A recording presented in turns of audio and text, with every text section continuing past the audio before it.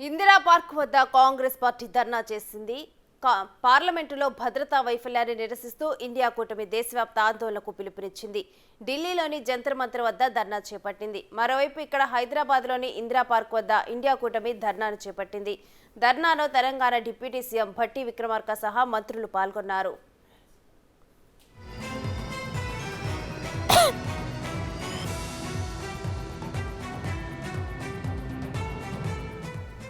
పార్లమెంటుకే రక్షణ లేకుంటే ప్రజలకు రక్షణ ఎవరని నేతలు ప్రశ్నించారు. 146 మంది ఎంపీలు కూడా లేకుండా బిల్ పాస్ చేసుకుంటారా అంటూ విహెచ్ ప్రశ్నించారు. అధికారంలో ఉన్నవారు విపక్షాల నోరు నొక్కే ప్రయత్నం చేస్తున్నారన్నారు.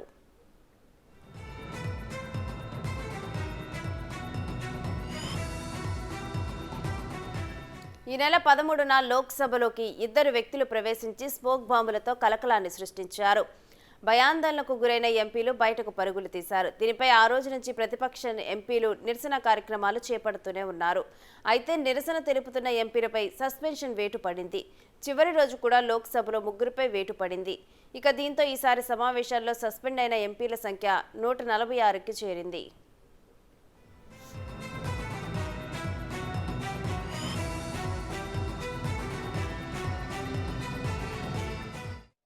జరిగినటువంటి దాన్ని ప్రశ్నించినటువంటి పార్లమెంటు సభ్యులను బహిష్కరించిన తీరు, ఈ ప్రభుత్వం నియంత్రితంగా ఏ విధంగా చర్చకు భయపడుతుంది అనే అంశం మీద దేశవ్యాప్తంగా కాంగ్రెస్ పార్టీ ఈరోజు ధర్నా చేస్తూ ఉంది. ఈ ప్రజాస్వామ్యంలో ప్రజలతో ఎన్నుకోబడి యావత్ దేశంలో ప్రజాస్వామ్యానికి దేవాలయమైనటువంటి పార్లమెంటులో పైనుండి కిందికి దూకి పార్లమెంటు సభ్యుల మధ్యలో టియర్ గ్యాస్ పొగ బాంబులు వేస్తే ఆ అంశం మీద స్పందించి హోంమంత్రి రాజీనామా చేసి పార్లమెంటుతో పాటుగా యావత్ దేశానికి జవాబు చెప్పాల్సినటువంటి నరేంద్ర మోడీ గారి ప్రభుత్వం ఈ అంశాన్ని అడిగినటువంటి పార్లమెంటు సభ్యుల్ని దేశ చరిత్రలో ఎన్నడూ కూడా ఆంగ్లేయులు పరిపాలించినాడు కూడా లేనటువంటి విధంగా నియంతృత్వంగా ఒకటే రోజు 90 మందిని మొత్తం 150 మందిని పార్లమెంట్ నుంచి బయటికి పంపి బిల్లులు పాస్ చేసుకున్నటువంటి నియంతృత్వ ప్రభుత్వం ఇది. అందుకే ఈరోజు కాంగ్రెస్ పార్టీ తెలంగాణ హైదరాబాద్ కేంద్రంగా కేంద్ర ప్రభుత్వానికి హెచ్చరిక చేస్తూ ఉంది. తెలంగాణ రాష్ట్రంలో ఏ విధంగా నియంతృత్వంగా అప్రజాస్వామికంగా పరిపాలిస్తే ప్రజలు మార్పు కోరుకున్నారో రేపు కేంద్రంలో కూడా ఇదే నియంతృత్వానికి ప్రజాస్వామ్యానికి వ్యతిరేకంగా దేశవ్యాప్తంగా మీ పునాదులు కదులుతున్నాయి బిడ్డ, జాగ్రత్త అన్నమాట. ఎందుకంటే ఏదైనా ప్రజాస్వామికంగా చర్చ జరగాలి. అందులో పార్లమెంటరీ వ్యవస్థలో చర్చల ద్వారా అనేకమైనటువంటి సమస్యలు పరిష్కారం అవుతాయి. కానీ ఈ ప్రభుత్వం నియంతృత్వంగా మేమిద్దరం మాకిద్దరని దేశంలో ఉన్నటువంటి తాత ముత్తాతల నుంచి కూడబెట్టినటువంటి ఆస్తులన్నీ అమ్మేయడం, నియంతృత్వంగా ప్రభుత్వాన్ని ఎవరు విమర్శిస్తే వాళ్ళ జేబు సంస్థలుగా ఈడీ ఎన్ఫోర్స్మెంట్ విజిలెన్స్ తోటి దాడి చేసే కార్యక్రమం జరుగుతుంది. పార్లమెంటులో పౌరులు అక్కడ ఉన్న సభ్యులు పౌరులందరి తరఫున వాళ్ళు మాట్లాడటం ఇది ఒక కీలకమైన పని. అది వాళ్ళు ఉన్నదే అక్కడ ప్రజల యొక్క ఆకాంక్షలను వ్యక్తీకరించడం కోసం. అటువంటి కీలకమైనటువంటి ఒక సభలో మరి కొంతమంది వ్యక్తులు అక్కడ వచ్చి వాళ్ళు దాడికి దిగినరు. ఒక ప్రమాద హెచ్చరిక అయితే ప్రపంచం అంతా చూసింది. మరి ఆ సమయాన పార్లమెంటు ఘటనకు సంబంధించిన ఒక స్పష్టీకరణ హోంమంత్రిని కోరటం చాలా సహజము. బాధ్యతగా సమాధానం చెప్పాల్సినటువంటి అవసరం కూడా ఉంది ప్రభుత్వం పైన. అయినప్పటికీ కూడా మరి ఆ సమాధానం చెప్పకపోగా ఉన్న సభ్యులందరినీ సభ నుంచి గెంటేయటం. దాదాపు 150 మంది. అంతర్జాతీయ స్థాయిలో పత్రికలన్నీ ఏం రాస్తున్నాయంటే అపోజిషన్ మొత్తం బయటికి పోయి పంపించారు, అధికార పక్షం మాత్రమే కూర్చొని సభను నడుపుతున్నది అని రాశారు.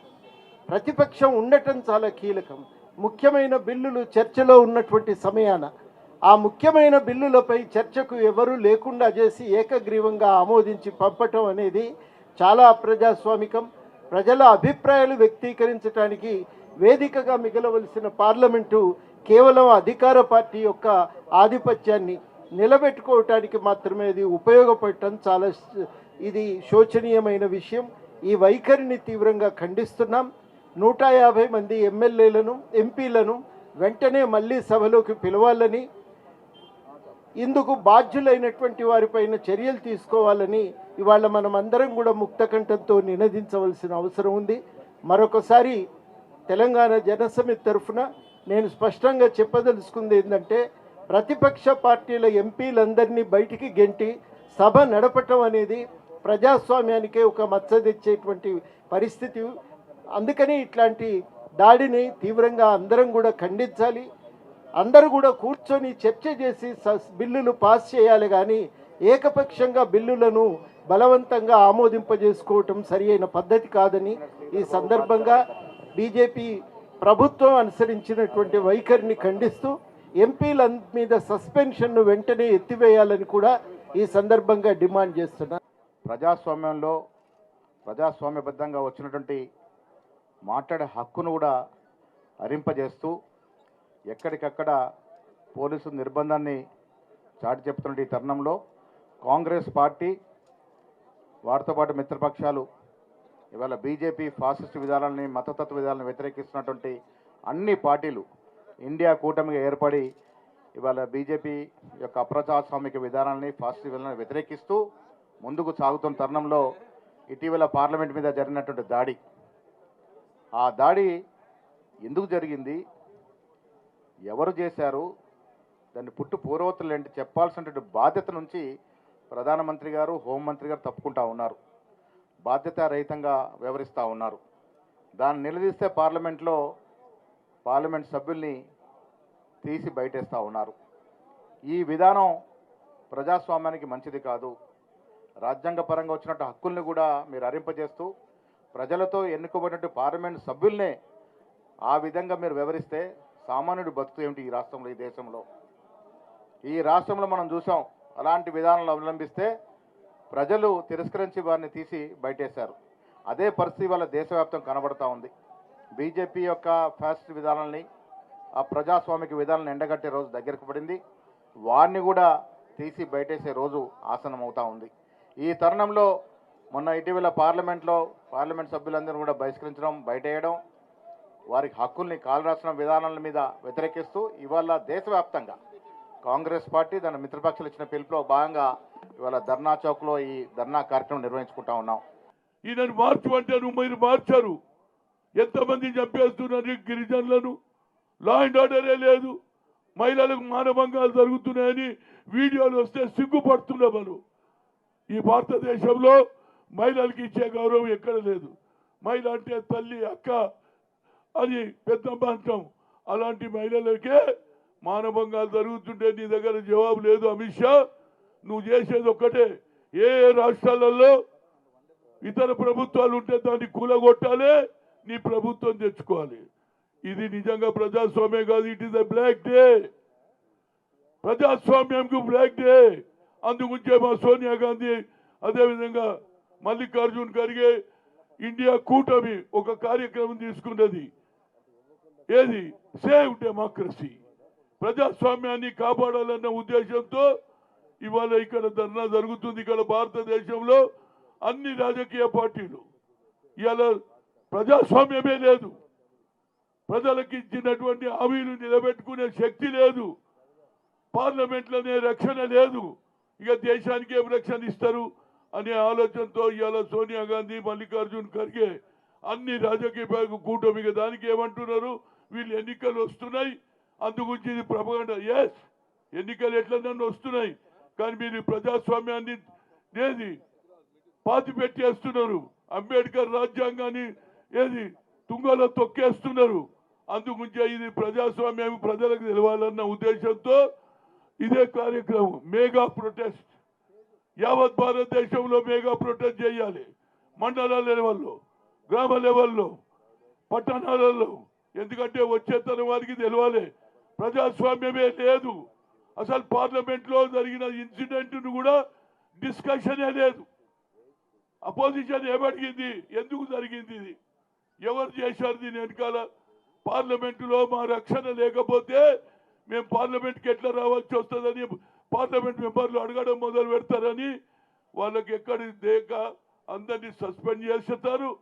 అదేవిధంగా బిల్లు పాస్ చేసుకుంటారు. బ్రిటిష్ పరిపాలనలో ఉన్న బిల్లును మార్చేసిండ్రు. ఇది నేనైతే ఎక్కడ చూడలేదురా బాబు నా జీవితంలో. ఇవాళ నీతులు చెప్తారు. అదేవిధంగా నరేంద్ర మోడీ ఇచ్చిన హామీలు ఎక్కడ నిలబెట్టలే. 2 కోట్ల ఉద్యోగాలు కానీ, బ్లాక్ మనీ కానీ, ఇంటికో ఉద్యోగం కానీ ఇవన్నీ కూడా అయిపోయినాయి. పార్లమెంటు పైన దాడి జరగటం అంటే అది అంబేద్కర్ గుండె పైన దాడి జరిగినట్లు. అంబేద్కర్ గారు రాసిన రాజ్యాంగ గుండె పైన దాడి జరిగినట్లు, ప్రజాస్వామ్యం పైన దాడి జరిగినట్లు. ఈ దేశానికి పవిత్రమైనటువంటి దేవాలయం లాంటి పార్లమెంటు పైన దాడి జరిగితే పార్లమెంట్లో ఉన్నటువంటి సభ్యులు ఈ దాడి ఎందుకు జరిగింది అని ఒక ప్రకటన చేయమని అడిగితే ఇవాళ ఈ దేశ పాలకులుగా ఉన్నటువంటి నరేంద్ర మోడీ అలాగే అమిత్ షాలు వారిద్దరు కూడా హిట్లర్ ముస్సోలిన్లు ఇటలీ జర్మనీలకు సంబంధించిన వాళ్ళైతే భారతదేశంలో ఉన్నటువంటి హిట్లర్ ముస్సోలిన్ లాగా వాళ్ళిద్దరు తయారై ప్రశ్నించినందుకు 146 మందిని ఇవాళ పార్లమెంట్ నుంచి బయటికి పంపించారంటే ఏదో ఒకరోజు ఈ హిట్లర్ ముస్సోలిన్కి గతి పట్టినట్లుగానే ఆ రోజుల్లో అమిత్ షా నరేంద్ర మోడీలు కూడా భారతదేశ ప్రజలు అదే పద్ధతుల్లో ఆ గతే చూపెడతారు. ఏదో ఒకరోజు నరేంద్ర మోడీ అమిత్ షాలు జైలుకి వెళ్ళి ఊసలు లెక్క పెట్టవలసినటువంటి పరిస్థితి వస్తుందని చెప్పి నేను తెలియజేస్తా ఉన్నాను. అంత అహంభావమా మీకు?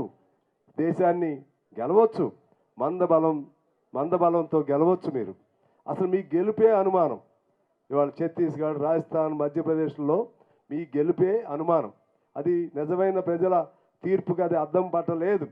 నిజమైన ప్రజల తీర్పు కాదని ఇవాళ అనేక వర్గాల నుంచి, మేధావుల నుంచి అనుమానం వస్తూ ఉంది. ముఖ్యంగా బాగా అడ్వాన్స్డ్ దేశాల్లో కూడా ఈవీఎం సిస్టమ్ని, ఎలక్ట్రానిక్ ఓటింగ్ సిస్టమ్ అనేది రాంగ్ అని చెప్పి అమెరికా లాంటి దేశాలే మరలా బ్యాలెట్లోకి వెళ్ళటం జరుగుతుంది. మోడీ సర్కారు అవలంబిస్తున్న తీరు చూస్తుంటే దేశంలో ప్రజాస్వామ్యం ఉందా లేదా అనే సందేహం కలుగుతోందన్నారు డిప్యూటీ సీఎం భట్టి విక్రమార్క. పార్లమెంటులో ఎంపీల సస్పెన్షన్ను ఖండిస్తూ ఇందిరా పార్క్ వద్ద నిర్వహించిన ధర్నాలో ఆయన పాల్గొన్నారు. కేంద్రంలోని ఎన్డీఏ సర్కార్ నియంత్రణతో పోకడలను ప్రదర్శిస్తోందని, ప్రజాస్వామ్యాన్ని బీజేపీ ప్రభుత్వం కూనీ చేస్తోందని ఆరోపించారు. ప్రశ్నిస్తే అరెస్టులు చేస్తున్నారని భట్టి మండిపడ్డారు. ప్రజాస్వామ్యాన్ని కాపాడేందుకే నేతలంతా రోడ్డెక్కారని అన్నారు. ఈరోజు చాలా బాధతో, ఆవేదనతో ఈ నిరసన కార్యక్రమాన్ని చేస్తూ ఉన్నాం. ఈరోజు భారతదేశంలో జరుగుతున్నటువంటి పరిణామాలు చూస్తూ ఉంటే దశాబ్దాల పాటు ఆనాటి కాంగ్రెస్ నాయకత్వం ప్రాణత్యాగాలు చేసి కొద్దిమంది వారి జీవితం మొత్తం కూడా దేశం కోసం అంకితం చేసిన కొద్దిమంది, అనేక మంది పోరాటాలు చేసి తెచ్చుకున్నటువంటి స్వతంత్ర భారతదేశ ప్రజాస్వామ్యం ఈరోజు పెద్ద ఎత్తున నష్టపోతూ ఉంది. ఈ ప్రజాస్వామ్యం పైన దాడి జరుగుతూ ఉంది. తెచ్చుకున్న ప్రజాస్వామ్యం ఈ దేశంలో ఉన్నటువంటి ప్రతి పౌరుడికి జవాబుదారితనంగా ఉండేటువంటి పాలన అందించేటట్టుగా భారత రాజ్యాంగం డాక్టర్ బాబాసాహెబ్ అంబేద్కర్ గారు ఈ దేశానికి అందించారు. ప్రజాస్వామ్యానికి అత్యంత గౌరవప్రదమైనటువంటి చట్టసభలపైన ప్రజలందరూ కలిసి ఎన్నుకోబడి ప్రజాస్వామ్య దేవాలయంగా గుర్తించబడేటువంటి భారత పార్లమెంటు పైన దాడి జరిగితే ఆ దాడికి సంబంధించినటువంటి సమాచారం పైన, జరుగుతున్నటువంటి పరిణామాలపైన భారత పార్లమెంటు సభ్యులు ఈ దేశాన్ని పాలిస్తున్నటువంటి ప్రధానమంత్రిని, హోంమంత్రిని కనీసం ఒక స్టేట్మెంట్ అయినా ఈ సభలో ఇవ్వాల్సిన బాధ్యత మీ అందరిపైన ఉంది. స్టేట్మెంట్ ఏంటి అంటే అసలు దాడి సంబంధించినటువంటి సమాచారమే లేదన్నట్టుగా, ఏమీ జరగలేదన్నట్టుగా ఈ ప్రధానమంత్రి గారు కానీ, హోంమంత్రి గారు కానీ, భారతీయ జనతా పార్టీకి సంబంధించిన కేంద్ర ప్రభుత్వం వాళ్ళ కార్యకలాపాలు చూస్తూ ఉంటే నిజంగా ఈ భారతదేశం ఈరోజు ఎటువంటి శక్తుల చేతుల్లో ఉందో దీని ద్వారా మనకు అర్థం అవుతా ఉంది.